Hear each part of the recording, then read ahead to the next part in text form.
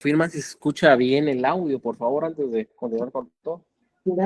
Sí, Lick, buenos días. Claro, sí se les escucha. Ya se escucha. Perfecto, gracias a todos, muy amables. Espero que hayan tenido una excelente semana en todos los ámbitos posibles, ¿verdad? Creo que ya terminaron exámenes y eso pues los va, los relaja un poco haber terminado una semana complicada de exámenes. Si no estoy mal, terminaron con notariado, que eso me decían en la clase anterior. Mejores deseos para las notas, ya segundo parcial, ya solo faltaría el final y ya otro nuevo semestre terminado. La mayoría aquí creo que están en el séptimo, ¿verdad? Si no estoy mal. O la gran parte está en el séptimo. Entonces, créanme que cuando uno siente ya cerró y después extraña bastante la universidad, que no es lo mismo la licenciatura que la maestría, la verdad que no es lo mismo. Entonces, como ustedes sientan, ya cerraron y después sus privados, su tesis y ya profesionales de la Universidad de San Carlos de Guatemala, ¿verdad? Entonces, mis mejores deseos para sus exámenes, espero que les haya ido bien y sobre todo que aprendan, porque yo creo que muchas veces se basa mucho en la nota, pero eso no es sinónimo de éxito profesional tampoco, o sea, o que ustedes tengan capacidad como profesionales. Todo porque a veces se va mucho al tema de memorizar un montón de leyes, un montón de artículos, un montón de definiciones, que créanme que para la profesión, que al final de cuentas es resolver un problema en concreto, tanto abogado como notario, porque al final el notario, si bien no hay litis, sí le está resolviendo al cliente una inquietud que él tiene. O sea, al final le resuelve una inquietud que él tiene. Por supuesto, sin litis, pero lo hace. Entonces, muchas veces esas definiciones, esa memorización no sirve tanto en la profesión, sino que ustedes sepan analizar, sepan razonar sobre todo, para tener un éxito, yo creo que profesional, independientemente de cuál ustedes consideren un éxito profesional. Entonces, eh, vamos a continuar con la clase. Les pregunté en la sección anterior y lo voy a preguntar aquí también. Si yo les hago la consulta de cuál es la diferencia entre un instrumento público y un documento público, ¿ustedes qué me contestarían? Yéndose un poquito más lejos que solo lo que es notorio, cuál es la diferencia, sino qué considerarían ustedes más allá de lo que hablamos en la clase pasada de la diferencia entre un instrumento público y un documento público.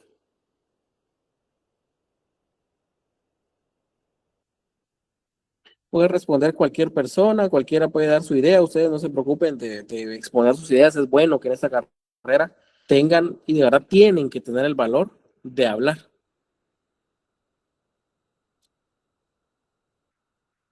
Buenos días, Lick, que se registra en el Archivo General de Protocolos, ¿no? Pues una diferencia.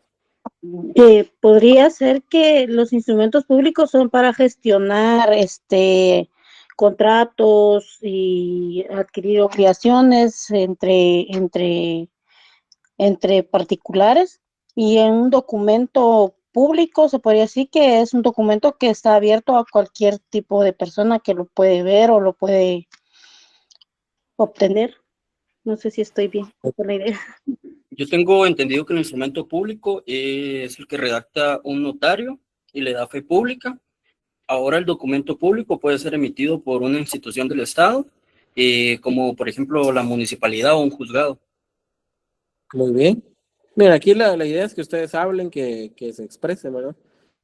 Porque al final yo no entiendo que ustedes aquí me vengan bueno, habrá compañeros que sí tienen muy buen conocimiento de todo esto, porque tal vez ya lo pasaron o porque lo practican en su vida profesional, pero yo no pretendo que ustedes me den la respuesta, pues, y tampoco en este caso hay respuestas correctas o incorrectas, solo es que ustedes me expresen, que ustedes hablen, que ustedes expongan también su idea, porque es importante eso, hablar. Si bien es cierto, el abogado es el que está más en un tema de oratoria forense. O sea, el abogado sí necesita oratoria como tal. No siempre, porque la mayoría de procesos en Guatemala no son como tal orales. Aunque algunos dicen es un proceso oral, muchas veces el proceso oral es 2 palabras y listo. Entonces, no solo el abogado necesita oralidad en su vida, sino también el notario. Recuérdense que ustedes le tienen que exponer al cliente qué es lo que va a hacer, cuál es la solución. Entonces, para eso sí es necesario saber hablar, para que el cliente quede convencido de lo que ustedes le están diciendo, porque hay gente que tiene el conocimiento y lo tiene muy bien, pero ya cuando lo traslada al área externa, ya no lo traslada de buena manera, y ahí surgen las dudas. Entonces, varios compañeros pues dieron su opinión respecto a instrumentos y documentos públicos, y sí es cierto, la mayor diferencia es que el documento lo puede hacer cualquier funcionario público, el instrumento únicamente el notario. Y sí es cierto lo que decía la compañera, que algunos instrumentos públicos se deben de enviar un testimonio especial al Archivo General de Protocolos, no todos, porque no todos deben ser enviados al Archivo General de Protocolos, pero muchos sí, sobre todo los de una de las clasificaciones que vamos a ver el día de hoy. ¿Alguien me puede leer el primer párrafo de esta diapositiva, por favor? Tanto el título como el primer párrafo. Te lo leo, Lick. Por favor. Clases de instrumentos públicos. Carlos Emérito González clasifica los instrumentos públicos en principales y secundarios principales, los que van dentro del protocolo, y secundarios los que van fuera del protocolo. Para el doctor Neri Muñoz, los instrumentos públicos se clasifican en dentro del protocolo y fuera del protocolo.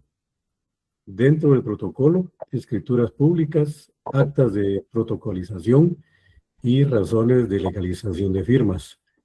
Y fuera del protocolo, actas notariales, actas de legislación de firmas y actas de legalización de copias de documentos. Muy bien, muy amable, gracias. Entonces, gracias, compañero. Si nos vamos a la primera definición de Carlos Emérito González, ahí podemos observar algo en concreto, que es que él menciona que hay principales y secundarios. Entonces le da un poquito de más valor a los que van dentro del protocolo que los que van fuera del protocolo. Sin embargo, en nuestra legislación, tanta importancia tiene un instrumento que va dentro del protocolo como un instrumento que va fuera del protocolo. Y es así tanta importancia que usted se puede ir a la cárcel tanto por realizar uno como por realizar el otro, no importando la cantidad de páginas que le debe realizar uno y la cantidad de páginas que le debe realizar el otro. O sea, usted podría tener problemas legales por realizar una legalización de firma de una persona que no le firmó en su presencia. O también por otorgar un testamento de un testador que nunca estuvo presente ante usted. Por supuesto, la pena va a variar dada la importancia, digámoslo así, pero sin embargo, los dos instrumentos públicos lo pueden llevar a usted al mismo lugar. Entonces, esta clasificación que hace el autor Carlos Emérito González, yo creo que por lo menos en nuestra legislación no es tanto así aplicable. Y después tenemos al doctor Neri Muñoz, que los clasifica de 2 maneras, dentro del protocolo y fuera del protocolo. Y en primer lugar están las escrituras públicas.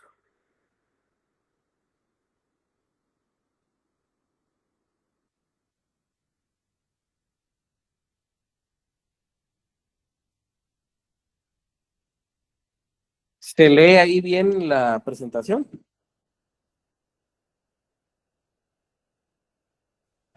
No, Lick, se ve borroso, no sé si sea yo, perdón. Sí, Lick, se ve borroso. Y creo que tiene que esperar a que cargue un poquito.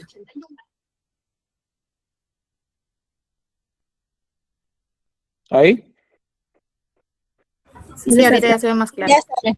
Gracias. Entonces, ustedes que le pueden dar una simple lectura a ello. y estamos hablando que hay instrumentos dentro y fuera del protocolo, ¿qué creen que es esto? Un Dentro del instrumento protocolo. adentro del protocolo. Un instrumento. La Principal. numeración. Ujú. Es un instrumento que va dentro del protocolo. Esta es una escritura pública. Es una minuta, ¿verdad? Es una minuta.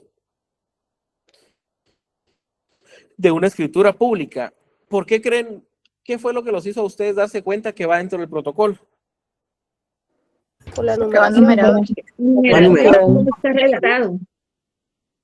Por el número de orden. Esto que aparece aquí que dice número 1 es el número de orden de la escritura. La siguiente va a ser la número 2, 3, 4, 5, 6, 7, 8, 9, 10, las que sean. En un año calendario, por supuesto. Entonces, van dentro del protocolo y la primera característica que ustedes observan por qué va dentro del protocolo es porque tiene un número de orden. Ustedes aquí no pueden pasar de la 1 a la 5, no se puede, tiene que ser de la 1 a la 2 y así sucesivamente. Por eso son instrumentos que van dentro del protocolo. Y como primer requisito de cualquier instrumento que va dentro del protocolo es tener un número de orden, independientemente que sea una escritura matriz, independientemente que sea una escritura de ampliación, que sea un acta de protocolación, que sea una toma de razón de legalización de firmas. Todas tienen un número de orden y son números correlativos. Usted puede hacer una compraventa en la número 1 y la segunda va a ser un testamento, ¿sí? Entonces la compraventa en la número 1 y el testamento es el número 2. No va a cambiar la numeración, se va a mantener. Y decía la compañera, ¿por qué? ¿Qué es una minuta? ¿Por qué creen que la compañera decía que era una minuta? Porque estaba en una hoja BOM. Exactamente. Aquí tendría que estar redactada en una hoja de papel especial sellado papel sellado especial para protocolos. Que por supuesto, esta no es una hoja de protocolos de verdad, es una muestra de que tiene un número de orden aquí, un número de registro, un quinquenio, los sellos, y tiene, si se dan cuenta, bueno, aquí creo que no se dan cuenta por el tamaño, pero tiene 25 líneas. En el anverso, que esto es el anverso, y 25 líneas en el reverso, es decir, un total de 50 líneas por hoja. Y ustedes únicamente pueden utilizar esas 50 líneas para redactar. Y por supuesto, la escritura va a iniciar por el número de orden, por el número 1. Entonces, la minuta que les enseñé tendría que estar impresa sobre una hoja de protocolo. Entonces, además de que tenga un número de orden, cuando ustedes vean una escritura así, tendría que estar impresa en la hoja de protocolo. Que muchas veces para los que han impreso en protocolo, que trabajan en alguna oficina jurídica, podrán dar fe que muchas veces de lo más complicado no es tanto la redacción, sino imprimir las hojas, de verdad. Yo he hecho escrituras en media hora y he tardado a veces hasta una hora tratando de imprimir. Sobre todo el año antepasado, que no sé qué problemas tenían las hojas de protocolo, yo creo que fue un tema de SAT, pero la impresora me las intentaba rasgar. Entonces, tenía que tener mucho cuidado para imprimir las hojas, muchas veces volví a imprimir. Ya había hecho la prueba de que en una hoja bond de que estaba bien, y cuando imprimía mal, tenía que cancelar la escritura. Entonces, los que han o están trabajando en una oficina jurídica podrán dar fe de ello, que muchas veces uno tarda en redactar poco tiempo, pero en imprimir un montón. Todo Y con sobre todo relación a cuando son la imagen, escrituras, ¿verdad, licenciado? sí, y sobre todo cuando son escrituras que vienen de minutas del Estado. Por cierto, no es machote, sino correctamente como lo dice la compañera, minutas. Hay veces que el Estado a uno le proporciona la minuta, es decir, no sé, FOPAVI, UDEVIPO, le envían a usted la minuta porque únicamente puede redactar conforme ellos se lo están diciendo. Entonces tiene que hacer la minuta, se las manda, la prueban y después imprime. Entonces, esos lugares trabajan la redacción, pero no los márgenes, y hay que estar ahí cambiando, hay que estar viendo ahí que todo salga bien. Entonces, muchas veces hay más adrenalina en la impresión, sobre todo cuando ustedes impriman su primera hoja de protocolo, aunque ya hayan trabajado en una oficina jurídica, cuando sea su propia hoja de protocolo, me van a contar de la adrenalina, del miedo que sintieron cuando imprimieron la primera vez. Porque ese ya es su protocolo. Ya no es el protocolo del leak de la oficina, que si se lo friego, pues ya no me vuelve a ver y ya se acabó el problema, ¿no? Es él el que va a estar enmendando el protocolo en el juzgado civil. Pero ahí se tendría que realizar en una hoja de protocolo. Entonces, lo que vimos anteriormente, como dice la compañera, sería una minuta. No un machote, por supuesto.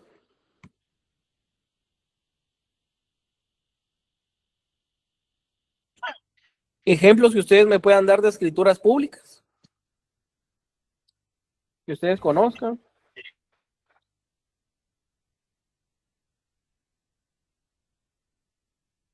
Algunos ejemplos, hay un montón de ejemplos. Escritura Que pueden, de arrendamiento. un arrendamiento, Una compraventa. una compraventa Testamento. de Compraventa de arma de fuego. un arma de fuego, sí. Un testamento, Escritura de mandato especial también. un mandato especial, Constitución de sociedades anónimas. una constitución de una sociedad, Contratos de créditos bancarios. créditos bancarios, que generalmente son bufetes privados los que hacen el contrato y solo llega el representante del banco a firmar un día y después el que se está constituyendo como deudor del banco, o el fiador también. Compra-venta de un inmueble. Compraventa de un inmueble. ¿Alguien más? Hay un montón de ejemplos. Aquí yo creo que podríamos estar toda la clase dando ejemplos y no termina la clase. Donaciones pueden entrar ahí. Carta total de Donaciones, pago. carta total de pago, muy bien. También está la protocolización de documentos provenientes del extranjero. Pero eso lo vamos a ver aquí en actas de protocolación. También la constitución de sociedades anónimas o empresas. De la sociedad, sí. Toma de razón. Pero eso lo miramos aquí, que también va dentro del protocolo, pero lo apartamos de escrituras públicas. Los contratos de promesa. Una promesa.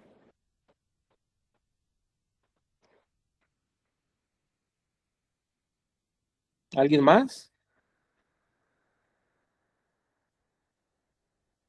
¿Algún otro Las contrato? ampliaciones y modificaciones que se dan en los contratos. Sí, escrituras accesorias a las principales, pero al final son escrituras públicas. Accesorias, pero son escrituras públicas. La carta total de pago. Una carta total de pago, que es lo más deseado para un deudor.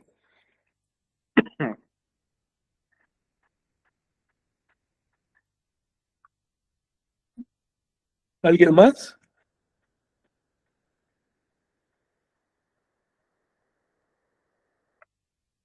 Pero como se puedan dar cuenta, hay varios ejemplos de escrituras públicas. Y estas escrituras públicas pues van dentro del protocolo, llevan un número de orden, llevan los demás requisitos que señala el Código de Notariado. Y van impresas en papel sellado especial para protocolo.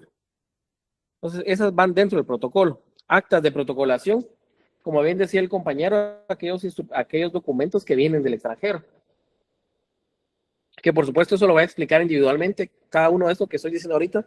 Solo es un pequeño repaso, no lo estoy explicando totalmente. Actas de protocolación, instrumentos que vienen del extranjero.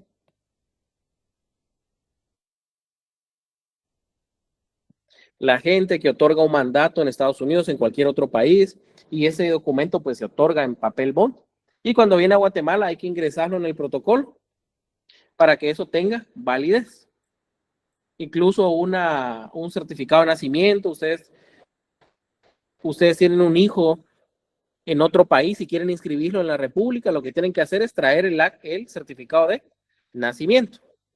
Y se tiene que protocolizar, bueno, previamente con los pases de ley o apostilla y después se protocoliza. Y las razones de legalizaciones de firma, que eso trato de explicarlo yo muy separado de todo lo que estoy hablando ahorita, porque se tiende a confundir la toma de razón con la legalización de la firma, que no es lo mismo. No es lo mismo legalizar una firma que tomar razón en el protocolo de que legalice una firma. O sea, la legalización de firma se hace en papel bond y ahí es donde le firma a la persona a la cual usted está dando fe que es la misma, que es la persona que le está firmando. Y la toma de razón de legalización de firma, usted en el protocolo lo que hace es hacer constar que legalizó una firma, pero no es la legalización. Usted lo que dice ahí es que en tal fecha le legalizó la firma a tal persona. Hasta ahí. Entonces, por eso tiendo a explicarlo separado, porque sí se confunden demasiado con estos dos temas. Estos son instrumentos que van dentro del protocolo que ustedes tienen que encontrar impresos en las hojas de papel sellado especial para protocolo. Pero también tenemos instrumentos que van fuera del protocolo, como es un acta notarial. ¿Qué ejemplos de actas notariales pueden decirme ustedes que hayan conocido por su experiencia? ¿Un matrimonio, El de licenciado? supervivencia, Lick. Requerimiento, notificación. Supervivencia. Supervivencia, no matrimonio, un acta de notificación. Cambio de nombre. Ese sería el acta de Salida requerimiento. de menores. Ejemplos de, vamos a ver, para la persona que dijo el tema del acta de notificación, ¿me pueden dar el fundamento legal de que el notario es un auxiliar del juez? Por favor, en el procesal civil y mercantil. Cualquiera que lo pueda encontrar.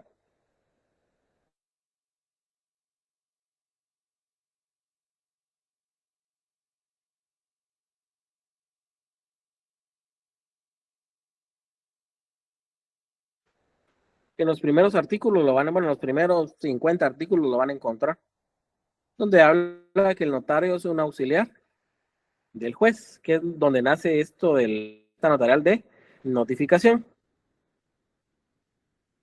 Artículo 33, licenciado. ¿Lo puede leer, por favor?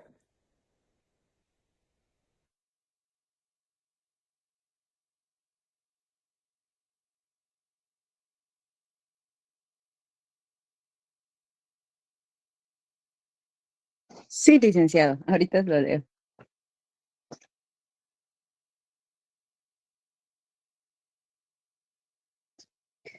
Notarios. El juez podrá, a asistencia de parte, encomendar a un notario la realización de determinados actos, incluso notificaciones y discernimientos. Muy bien, muchas gracias. Entonces, me mencionaban el tema del acta notarial de notificación. ¿Y qué es lo que pasa? Que en procesos civiles o laborales, muchas veces el notificador del juzgado o el centro de servicios auxiliares que indica, a veces la persona trabaja muy tarde y no lo encuentra en el lugar, o a veces el lugar es una zona roja y los notificadores no van y no se le puede notificar la primera resolución y con ello que el proceso empiece a caminar. Si a la persona demandada no se le notifica la primera resolución, ese proceso está estancado hasta que no se le notifique. Entonces, lo que se hace es que el abogado director del proceso del demandante propone a un notario, que tiene que ser un tercero, no puede ser él mismo, por supuesto, para que ese notario sea quien se encargue, mejor dicho, de notificar al demandado. Entonces el notario va a traer al juzgado, a veces discierne encargo, muchas veces no, solo les dicen que lleguen por el legajo de hojas. El notario se las lleva, redacta un acta notarial de notificación, donde hace constar que entregó la notificación a la persona y esa acta notarial la regresa al juzgado con un memorial. Y con ese memorial, pues el juzgado acepta o no la notificación. Ese es un acta notarial de notificación. Ahí usted como notario está sirviendo como un auxiliar del juez. ¿Por qué? Porque le está cumpliendo con una obligación que es del juzgado, que es notificar la primera resolución. Ya notificada la primera resolución, ya el proceso puede empezar ya a caminar, porque el demandado tendría que apersonarse y señalar lugar para recibir notificaciones, que ahora es un casillero electrónico que proporciona el organismo judicial. Y si no lo hace, pues le van a estar notificando por los estrados del juzgado, del tribunal. Entonces el proceso va a ir caminando poco a poco, paso a paso. Hablamos de acta notarial de matrimonio, creo que me dijeron de sobrevivencia o supervivencia, hablaron de la de notificación. ¿Qué más actas notariales ustedes conocen? No sé si está bien lo correcto, tal vez la acta de una asamblea de accionistas. Podría ser si es el notario quien funge como secretario, porque muchas veces hay un secretario de la junta directiva o de la junta que levante el acta, pero si no hay alguien que pueda levantar el acta, lo hace un notario a través de actas notariales. Podría ser en ese caso. Muchas ¿Alguna gracias. otra acta notarial Acta que de toma de ustedes? posesión. ¿Y la autorización de salida de los menores? Acta de protesto. Acta de protesta. Lo que pasa es que eso de los menores se trabaja mediante una carta poder, pero esa carta poder no es un acta notarial, solo es un documento privado que al final lleva legalizada la firma del padre que está autorizando que el menor salga del país. Entonces, ahí se trabaja mediante carta poder o mediante un mandato, aunque regularmente pues lo más recomendable es una carta poder para que salga el menor del país. Ahora, para que puedas solicitar el pasaporte, ahí sí es necesario el mandato. El acta notarial de protesto, sí. ¿Alguien más con ejemplos de actas? Creo que les faltan varias que son muy El acta de notorias. toma de posesión, Lick, De toma de posesión de, de algún puesto en el Estado. pero esa es un acta administrativa, no es lo mismo que un acta notarial.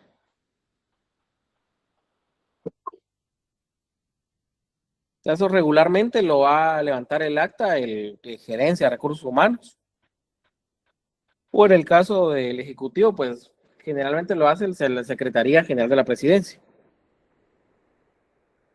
El acta de toma de posesión. Pero es un acta de tipo administrativo, no notarial. ¿Alguien más con ejemplos de actas? Para los que les gusta mercantil, les gusta el tema penal. No pueden confundir el tema de la legalización de copias o Acta de de arresto firmas con un domiciliario, acta Lick. notarial. El acta de arresto domiciliario, pues sí, esa sí es un acta y es de las que tienen mayores formalidades. Artículo 264 bis del Procesal Penal. ¿Qué es lo que se trata de evitar con el acta de arresto domiciliario? Que la persona sea aprehendida, consignada y puesta a disposición del órgano jurisdiccional. Entonces, con el acta de arresto lo que se evita es eso. Entonces, se levanta el acta de arresto, hay un garante y eso se lleva al juzgado. El juzgado lo que hace es programar a posterior en la primera declaración sin que la persona tenga que pasar su buen rato en carceletas, que es lo que pasa cuando no se levanta el acta de arresto. En hechos de tránsito, a excepción de los pilotos que tienen licencia profesional, que ahí sí los juzgados no acceden a otorgar el beneficio del acta de arresto domiciliario. A ellos sí los mantienen en carceletas. El acta de nombramiento del representante legal es así. Acta de requerimiento, licenciado. Muy bien. Díganme ustedes cuál es la diferencia entre las actas notariales comunes y un acta de nombramiento, pero quitando la redacción, sino la forma. Quitando la redacción, porque ahí cada acta va a ser diferente. Pero ¿qué encuentran ustedes especial de un acta de nombramiento de las demás actas? ¿Qué la hace especial? Que el acta de nombramiento va al registro mercantil. Además de eso.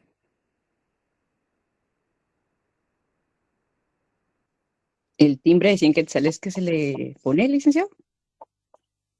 Sí, el impuesto que se paga, que sería un timbre fiscal de 100 quetzales.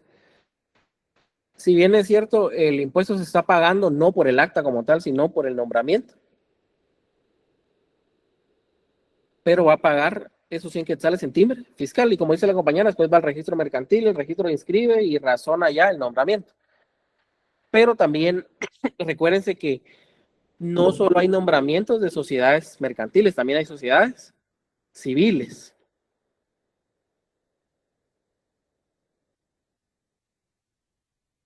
En Hay- este caso, en el nombramiento, pues designan un cargo administrativo o bien ya sea un representante, gerente general. En ocasiones he visto que tienen a expirar dentro de 3 años o bien fecha, no tienen indefinido, cabal. Exacto, eso. Sí, pero eso, miren, eso de los cargos del plazo indefinido o por 3 años, eso la sociedad, los socios no lo hacen porque sea idea de ellos, sino que es el notario el que recomienda esos plazos. Y muchas veces los plazos cortos o muy largos lo hace el propio notario para estar él pues, realizando los nombramientos cada cierto tiempo. Y es algo que suena un poquito feo, pero yo lo he hablado con colegas y dicen, y eso me menciona, ¿verdad?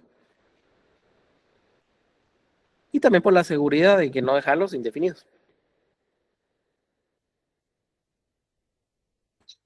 Ya vimos el tema de actas notariales, también actas de legalización de firmas, que aunque el nombre correcto es el acta de legalización de firmas, no es un acta notarial como tal.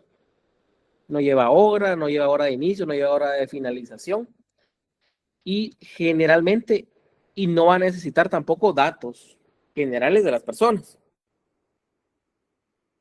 Basta con el nombre, en el tema de la legalización de firmas, basta con el nombre y con un medio de identificación de la persona para que esa persona ya actúe en el instrumento público de legalización de firmas. Y en la legalización de fotocopias de documentos, porque lo que se legaliza es la fotocopia, no el documento original. Eso, aunque suene extraño, me acuerdo que se lo escuché hace poco a un colega. El colega, pues, me estaba preguntando que cómo hacía para legalizar un documento sin dañar el documento. Entonces a mí me generó duda por qué me preguntaba eso. De por qué me decía que legalizar un documento sin dañarlo. Entonces le pregunté que, en qué sentido lo iba a dañar. Si solo tenía que sacarle una fotocopia o reproducirlo por algún método. Entonces él tenía la idea que se legalizaba el documento original. Pero ya estamos hablando de un abogado que me estaba preguntando a mí eso, algo tan básico, pero le expliqué de la mejor manera que lo que se legaliza es la fotocopia, pero sí me generó duda de por qué él tenía la duda de que se legalizaba el original. O sea, en algún punto tuvo que haber visto notariado, en algún punto tuvo que haberse sometido a sus privados. Entonces sí me genera la duda del por qué hasta a ese nivel todavía tenía esa duda, que no es una duda tan complicada de solventar. O sea, es una legalización de la fotocopia. El original no va a ser legalizado, por supuesto, porque el original es el original. O sea, ustedes lo que hacen en una legalización de una fotocopia es dar fe de que esa es copia del original, porque el original no se va a poder entregar, sino únicamente la fotocopia. Pero hay gente incluso que ha llegado al punto de legalizar certificados de nacimiento. Entonces, ¿para qué usted va a legalizar la fotocopia de un certificado de nacimiento? Si el certificado ya le sirve como una legalización del original que la tiene el RENAP. Entonces, hay temas que me surge la duda, ¿cómo llegan hasta ese punto? Sin que se solvente. Por eso es importante de verdad preguntar en clase. O sea, aquí ustedes en la clase me pueden preguntar cosas que incluso uno pensaría, no sé cómo tienen esa duda, pero aquí es importante que lo pregunten y no que lo vayan a preguntar ya siendo profesionales. Aquí es importante que ustedes solventen esas dudas, no ya en la carrera, no es ejerciendo ya la profesión. Por supuesto, van a tener dudas siempre como profesionales, eso es normal que uno tenga dudas, incluso los abogados que ya tienen 50 años de ejercicio van a tener en algún momento dudas porque no se puede saber todo, es imposible. Pero hay cosas que sí son muy básicas y que sí es necesario que ustedes, si tienen la duda, la pregunten en este momento. No les digo ahorita mismo, pero sí en las clases, en la licenciatura, no ya siendo profesionales.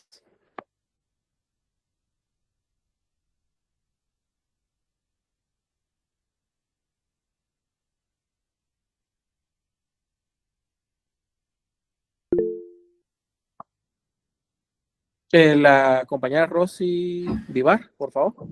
Sí, sí, licenciado. Entonces, lo que le entendí de las razones de legalización de firmas, que en el protocolo va nada más como un listado de las razones de legalización de firmas que usted elaboró durante el año.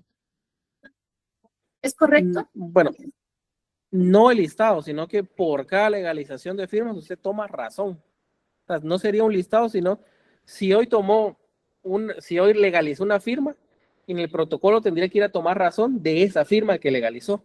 Es una razón por cada legalización. Ok. Y entonces, y lo que va fuera del protocolo, el acta de legalización de firmas, ¿qué es? El acta de legalización de firma es un instrumento público en el cual el notario lo que hace es dar fe de que la firma que aparece antes de esa legalización es firma de la persona que le va a firmar a usted abajo. Entonces, por eso uno dice, en la ciudad de Guatemala, el 25 de abril del año 2026, como notario doy fe, que la firma que antecede, es decir, que está antes,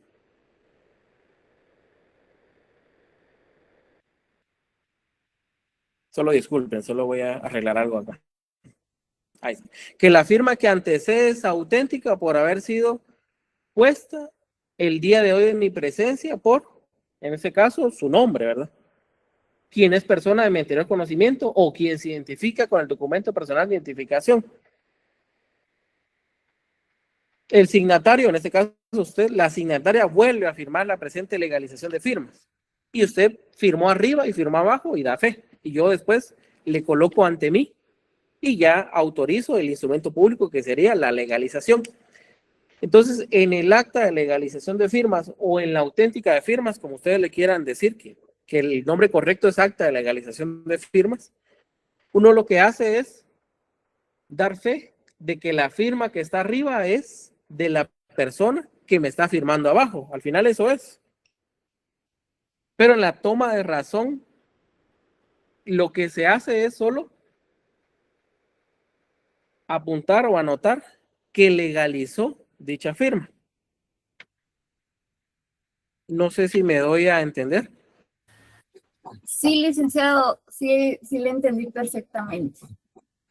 Perfecto, entonces si podemos ir al artículo 59, alguien que me pueda leer solo el primer párrafo del 59, solo el primer párrafo, por favor. Solo permítame, Mariana Varías, cuéntame. Disculpe, es que un compañero dice que pues su conexión le falló y ahorita estaba pidiendo acceso. Vamos a ver. Dígale, bueno, se puede intentar conectar, pero todavía no tengo yo la solicitud. Ah, bueno, gracias. Cuando lo solicite, lo agrego, no hay problema. Gracias. Le leo el artículo 59, solo la primera parte, ¿verdad? Por favor. Dice artículo 59. De cada acta de legalización, el notario tomará razón en su propio protocolo, dentro de un término que no exceda 8 días, haciendo constar. Perfecto, le agradezco. Entonces, esa es una obligación notarial que en realidad muy rara vez se cumple. De verdad que la mayoría de notarios que legalizan las firmas no hacen la toma de razón de legalización de firmas. Es muy raro ver tomas de razones de legalizaciones de firmas actualmente. Generalmente sí es recomendable cuando esa legalización va para alguna entidad del Estado. Pero imagínense que sea de una carta poder para que se autorice la salida de un menor del país. Entonces se le complica un poco al notario porque esa legalización pues, puede hacer una o como puede hacer varias de ese tipo de legalizaciones de firmas. Pero una obligación es tomar razón en el protocolo.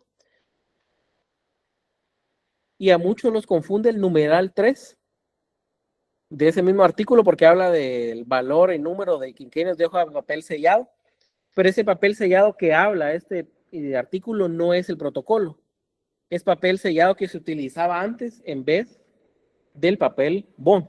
Ahora ya papel sellado ya no se utiliza, lo que se utiliza es papel bond, papel sellado como tal ya no existe. Lo que existe actualmente es papel sellado especial para protocolo, que no es lo mismo que menciona el artículo 59 numeral 3. No lo tenemos que confundir y muchas veces se tiende a confundir este papel sellado que habla el artículo 59 numeral 3. Tienen ahí su ley de timbre fiscal.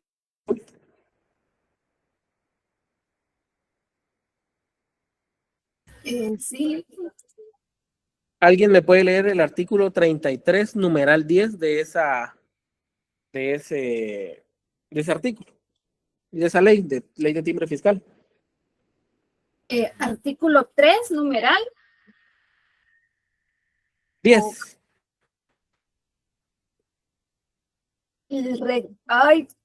Reglamento de la ley de timbres fiscales, perdón.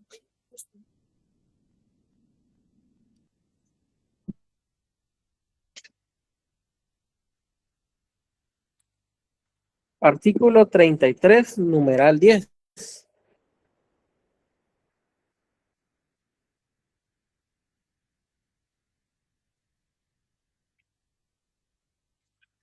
De la ley de timbre fiscal.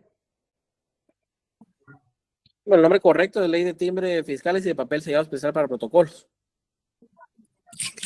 Artículo 33, numeral 10. Por favor. Hoja.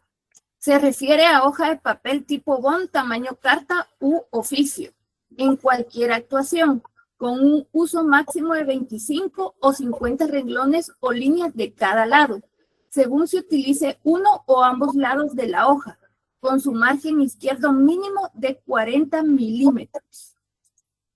Muchas gracias. Entonces, miren, ustedes cuando en una ley lean la palabra papel sellado especial para protocolos, entendemos que es protocolo.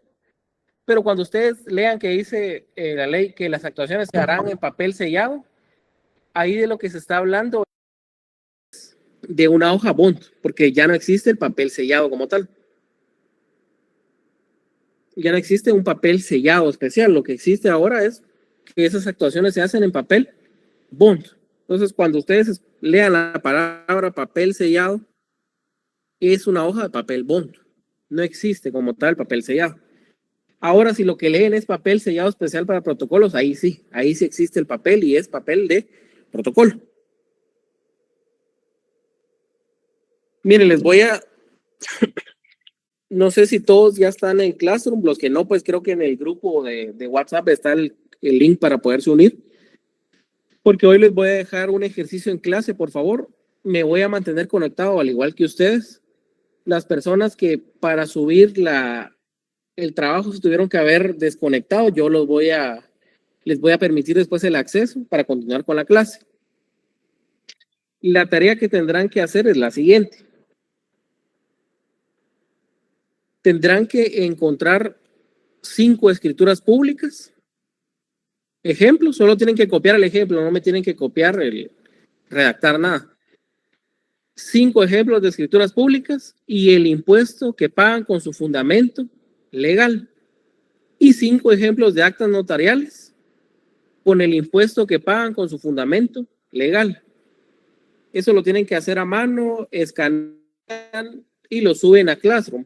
ahí va a estar ya la tarea asignada para que lo puedan subir. Y tienen hasta las 11:30 para poder realizar eso, por favor. Entonces yo voy a estar conectado. Cualquier duda me la pueden decir. Pero la tarea básicamente es 5 ejemplos de escrituras públicas con el impuesto que cubren y el fundamento legal. Y 5 ejemplos de actas notariales con el impuesto que se cubre y el fundamento legal. Lo hacen a mano y tienen media hora para hacerlo. Por favor, no sé si tienen alguna duda respecto a la tarea. ¿Esto es individual, Lick? Sí, es individual. Ah, bueno. Nos quedamos conectados. Sí, por favor. Por favor. Es 5 escrituras públicas, qué impuesto paga y fundamento legal, y 5 actas notariales, qué impuesto pagan y fundamento legal. Gracias. Solo como recomendación, compañeros, si muchos yo sé que se lo solicitan a la inteligencia artificial, solo cerciórense que el fundamento legal que les está dando sea el que es aplicable en nuestra legislación, porque a veces me dan fundamentos legales de México, de otro país, el ejemplo, nada más. Entonces, encontrar 5 ejemplos yo creo que es una cuestión bastante sencilla. No hay que redactar. Y lo aclaré al principio, creo que me lo preguntaron otra vez y lo volví a aclarar. Entonces, en el tema de escribir rápido, ¿por qué? Si solo hay que escribir el ejemplo, el fundamento y el impuesto que paga. No es algo tan complicado, creería yo. Ahora, si los hubiera puesto a redactar, pues ahí yo diría, bueno, les va a costar un poco, no todos pueden redactar a la misma velocidad, tienen que escribir datos, pero para colocar un ejemplo, se iban a llevar, si mucho, 2 líneas, pero si mucho. Si es un contrato cuya denominación es larga, como puede ser un contrato de compraventa con constitución de usufructo. Pero los demás son redacciones cortas. El compañero Cristian Alexander Vicente, por favor. Sí, licenciado, que lo que más lleva tiempo es estar buscando los artículos de los fundamentos legales, uno por uno, y también estar anotando todo, como por ejemplo en la escritura pública de compraventa, anotar la especificación de la primera venta o la permuta de inmueble, lo del IVA, el impuesto fiscal, lo que paga el papel sellado especial de protocolo, los timbres. Y, o sea, estar anotando, la verdad que sí es bastante cada uno. No, mire, creo que con 20 minutos si les hubiera dado sería suficiente. Y tienen que ver eso también para el examen, porque si se van a complicar tanto para el examen, saldrían bastante mal. Y en el examen siempre me cometen ese error que les coloco yo, búsquenme errores de tal escritura y empiezan a trabajar de más. Eso también es importante que ustedes lo puedan observar y corregir, no trabajar tampoco de más. No escribir de más significa que van a tener una mejor nota. Yo me acuerdo que el año pasado hubo un examen que me hizo como 4 páginas de un ejercicio y sacó 0. Entonces tengan cuidado, primero lean bien las instrucciones y no trabajen de más, porque trabajar de más no significa que van a tener mejor nota. Entonces tengan cuidado con eso. Y no lo digo también con la clínica, sino para otros exámenes. También hay veces que el licenciado les pide, no sé, colóqueme 5 características de algo, y muchas veces se coloca la característica y la definen en 5 párrafos. Entonces, no trabajen tampoco de más. Yo con las instrucciones no tiendo a dar instrucciones que los lleve a confusiones. O sea, no lo hago con esa intención. Yo sé que hay profesores que les colocan una instrucción, pero lo hacen como para que se confundan y coloquen algo mal y ahí pierdan. Yo sí les coloco que me tienen que colocar es que me coloquen no va como que fuera algo trampa para que ustedes se confundan. Entonces, si yo les solicito en el examen que me coloquen una característica de la fe pública, una característica. Ahora, si yo les coloco la característica y defíname con sus palabras la característica, pues ahí ustedes definen.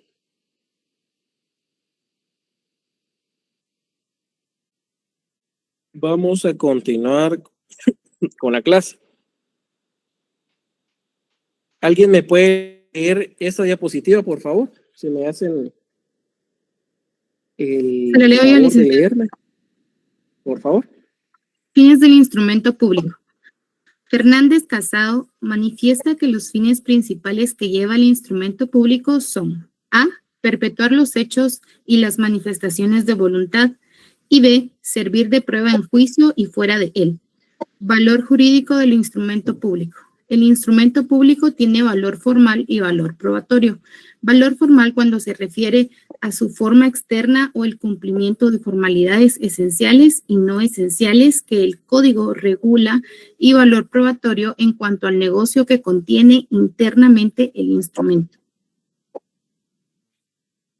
Muchas gracias. Esta primera explicación que nos da este autor, que al final, si nos damos cuenta, en Guatemala tenemos pocos autores nacionales y muchas veces hay un autor nacional y los otros pues se copian un poquito o toman algunos conceptos del autor guatemalteco que inició, digamos, y pasa mucho, y sin mencionar nombres, pasa mucho en notariado. Ustedes miran un libro de notariado y tiene ciertas cuestiones que van de la mano de un primer autor. Este autor extranjero, yo creo, al momento de definir el instrumento público, al momento de explicar los fines principales, pues explica más que todos los fines principales de los instrumentos que van dentro del protocolo, no tanto los que van afuera, porque habla de perpetuar los hechos. Sí, los que van dentro del protocolo, pues sí, porque se redacta dentro del protocolo. El protocolo uno como notario es depositario, es decir, no es propietario del protocolo, sino uno únicamente es depositario en cierto tiempo, pero en algún momento se va a tener que devolver ese protocolo al Estado.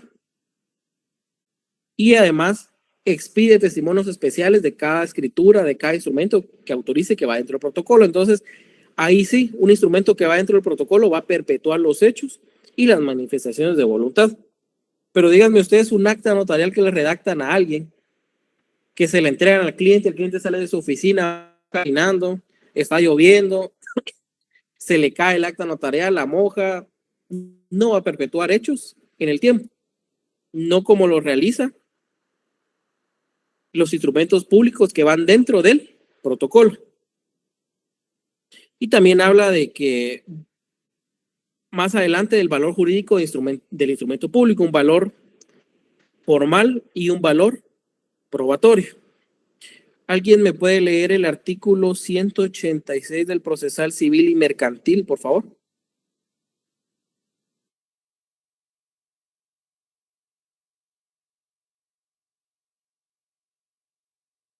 Artículo 186. Autenticidad de los documentos. Los documentos autorizados por notario o por funcionario o empleado público en ejercicio de su cargo producen fe y hacen plena prueba, salvo el derecho de las partes de redarguirlos o de nulidad o falsedad. Los demás documentos a que se refieren los artículos 177 y 178, así como los documentos privados que estén debidamente firmados por las partes, se tienen por auténticos salvo prueba en contrario. La impugnación por el adversario. Así no lee tanto porque lo demás no nos interesa. Muchas gracias.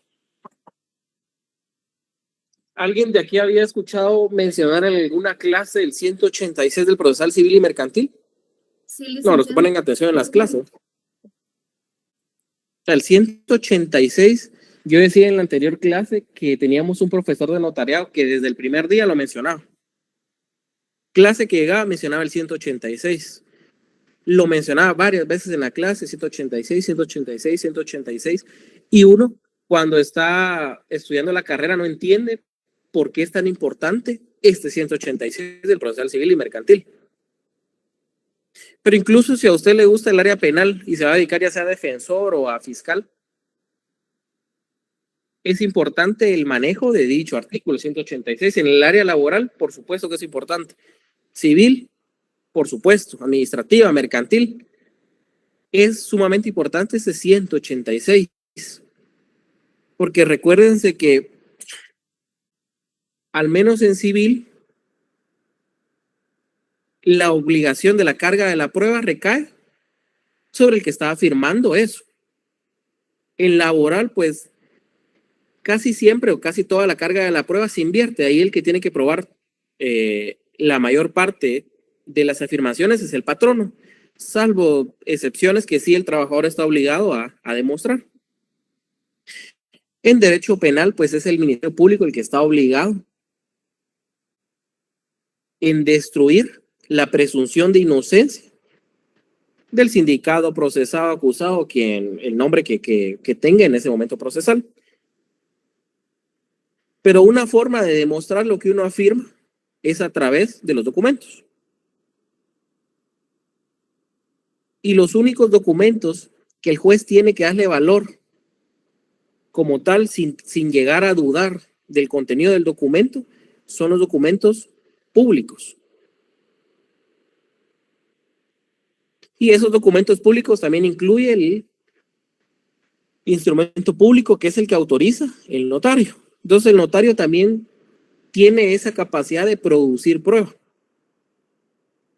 De producir prueba para que esa prueba sea ofrecida, propuesta, diligenciada en un proceso de cualquier índole. Yo no sé si les hablaba en esta clase o en la anterior del tema del matrimonio, que la forma de disolver un matrimonio es a través de un divorcio, ya sea por mutuo consentimiento, pasado un año del matrimonio, o por causal determinada. Y una causal para disolver un matrimonio es la separación o abandono del lugar conyugal por más de un año o más. Y una forma que tiene el abogado para demostrar esa afirmación, porque al final quien está demandando el divorcio es quien debe demostrar lo que él está afirmando. Es decir, si él dice, mire, yo me quiero divorciar porque Juanito se fue hace un año, yo tengo la obligación procesal de demostrar que esa persona se fue. Y por supuesto lo puede hacer a través de una declaración de parte, sí, lo podría hacer a través de una declaración de parte, pero la manera que más se utiliza en la práctica es a través de actas notariales de separación de cuerpo. En esa acta notarial, el requirente, que es la persona que quiere divorciarse, pues le solicita a usted los servicios como notario para hacer constar que su cónyuge se acaba de ir o se fue hace ratos de su hogar conyugal. Hay muchas parejas que nomás se va la persona de la casa, ya solicitan a un notario que levante el acta y se quedan con esa acta por mucho tiempo. ¿Y para qué lo hacen? Para ofrecerla como medio de prueba en el proceso. Y ya cuando el juez diligencia la prueba, a esa acta notarial le va a dar total valor. El juez no va a tener duda de lo que ahí se está diciendo. No va a dudar de que en tal fecha, en tal hora, o la hora dejamos por un lado, pero en tal fecha, de tal año, Juanito abandonó el hogar que compartía con la cónyuge que está solicitando el divorcio. Entonces el juez no va a tener ninguna duda, por supuesto, si el acta está bien redactada. Porque han habido casos que el notario se constituye, no sé, en Misco, pero el acta al principio dice en la ciudad de Guatemala. Entonces el juez va a decir, bueno, pero usted dice que está en la ciudad de Guatemala, pero se constituyó en el municipio de Misco. Entonces hay imposibilidad material, es imposible que una persona esté en ambos lugares al mismo tiempo. Entonces no le va a dar el valor. Pero si esa acta cumple con cuestiones de forma, el fondo jamás lo va a tocar el juez y le va a dar el valor correspondiente. Por supuesto, existe también la facultad de la otra de las partes para impugnar, que al final esa palabrita que utiliza el código no es más que impugnar de falsedad o de nulidad. Lo que en el acta notarial se está diciendo, y ahí se lleva el procedimiento de los incidentes para declarar la nulidad o falsedad y que esa acta no se pueda utilizar o diligenciar en el proceso. Pero por eso es importante ese 186 del procesal civil y mercantil. De verdad, para todas las áreas que ustedes consideren, van a tener que utilizar en algún momento el 186 del procesal civil y mercantil. 186. Entonces, al final de cuentas, el instrumento no solo tiene el valor formal, porque llena requisitos, sino también tiene un valor probatorio, porque el abogado también puede producir prueba. Al notario, mejor dicho, disculpen, al notario le es posible producir prueba.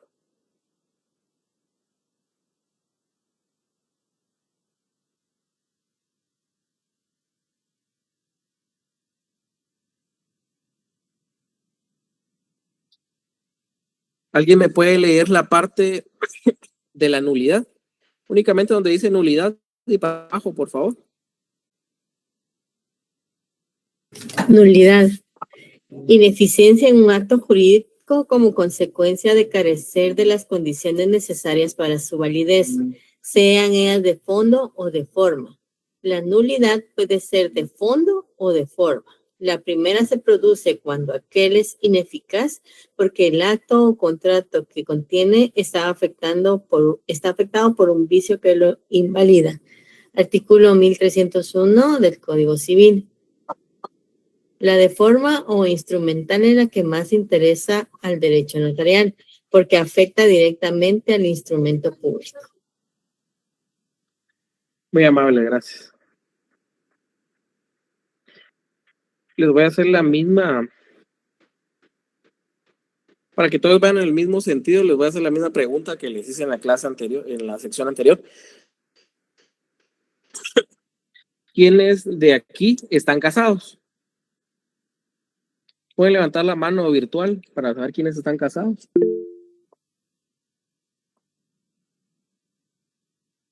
Hay varios casados. Y yo sé que hay más. Les puedo preguntar esto, les diría, ustedes, casados, esposos, le pueden donar un bien inmueble a su esposo, a su esposa, a su esposo, independientemente. No. Les pueden donar. Sí, licenciado, donar sí le puede. Depende del régimen de matrimonio.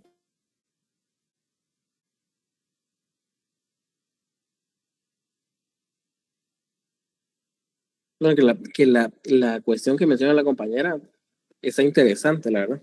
Depende del Dependiendo régimen. si el bien fue adquirido antes del matrimonio.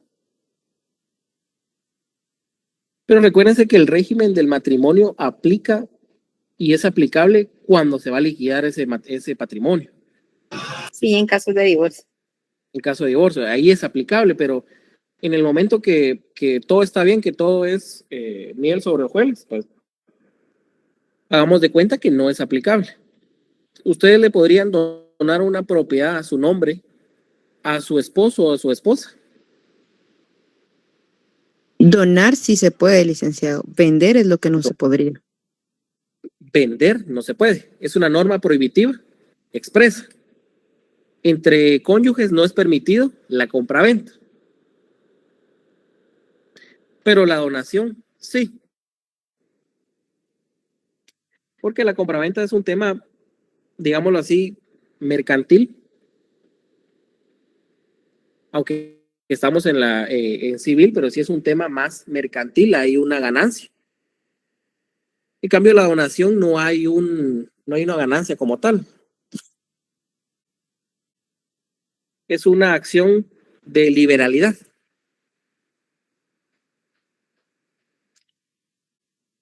Y entonces les decía en el mismo ejemplo, ¿verdad? Si ustedes son los operadores del Registro General de la Propiedad y reciben un contrato de compraventa donde ambos son esposos o son esposos entre sí, ¿qué decisión tomarían como operadores?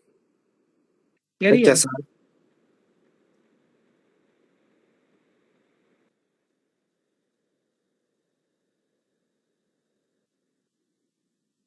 ¿Se suspende, licenciado? ¿Y se indica por qué es que se está suspendiendo? la suspenderían.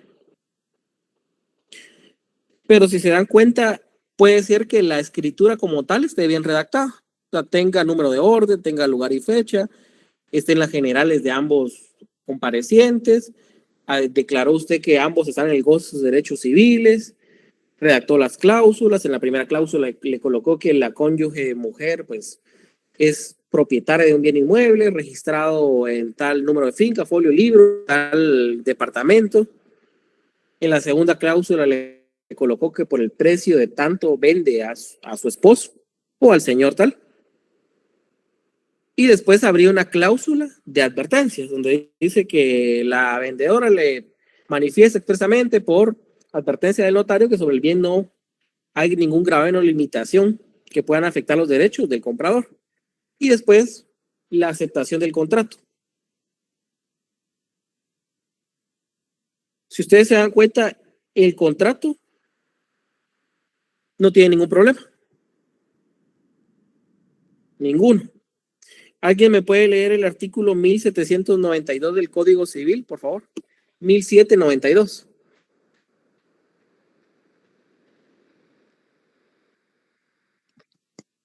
El marido no puede comprar de su mujer ni esta de aquel, aunque haya separación de bienes. No quedan incluidas en la prohibición las adjudicaciones en pago entre cónyuges por razón de liquidación de la sociedad conyugal. Perfecto. Entonces, creo que la asistencia ya la trasladó Mariana, compañeros, para que tomen en cuenta eso y puedan llenar su asistencia.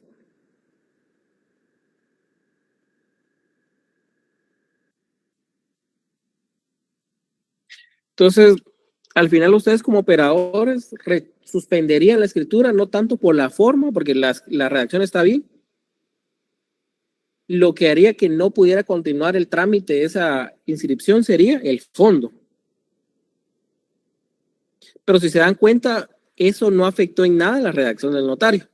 Aunque también ustedes como notario no le van a redactar eso a cualquier cliente. O sea, eso ustedes lo tienen que saber, pero si se les pasó, se les olvidó que entre cónyuges no se pueden vender, pues se suspendería no por el fondo, no por la forma, sino por el fondo. La compañera Rosy Vivar, por favor. Sí, licenciado, según escuché, pero no sé si escuché bien, que usted habló de una segunda cláusula durante el contrato y habló del precio de venta. Sí hay que redactar ahí, porque ahí es, o no, o se tiene que decir que es una donación. No, el ejemplo que yo les colocaba es que la compraventa está bien redactada, o sea, que cumple con requisitos de forma.